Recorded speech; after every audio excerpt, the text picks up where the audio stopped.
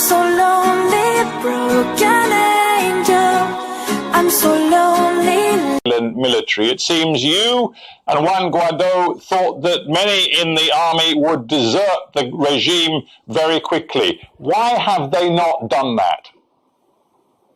I think it's fear. I think most Venezuelan military, middle ranks and low ranks, do not approve what they've been doing in the past few years.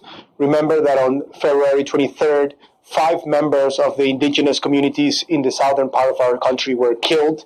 And we know as a fact, because we spoke with those that actually left the country, that they do not approve this. And that sometimes they're not even the ones actually killing innocent protesters. They're being infiltrated by regular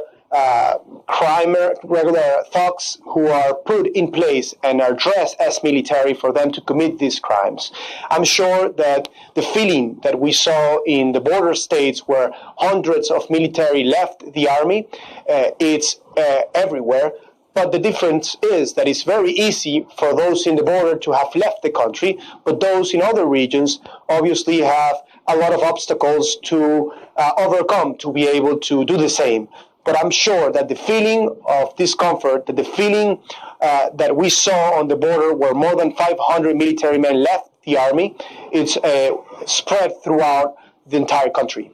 Let me quote you the words of an academic at the London School of Economics, Asa Cusack, who studies Venezuela very closely. He says Guaido's plan to remove Maduro with the help and assistance of the military defecting from Maduro's side was undermined because of a fundamental misjudgment of how the military perceives the political opposition and just how resilient the decades-old civil-military alliance in Venezuela really is. So maybe there was a big misjudgment on your part.